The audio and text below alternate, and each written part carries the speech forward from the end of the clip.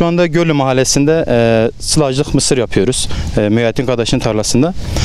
Zirai aleti Büyükşehir Belediyesi Tarımsal Daire Başkanlığı'ndan sağladık. Bu konuda her türlü yardımcı oluyorlar bize. Ne zaman gitsek boş çevirmiyorlar bizi.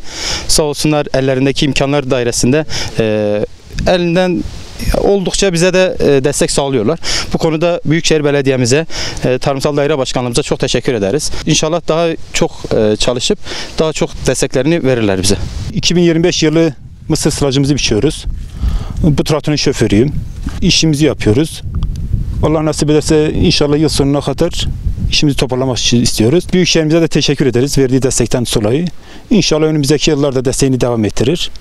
İşimizi hallederiz. Bütün çiftçilerimize kolaylık diliyorum. Teşekkür ediyorum.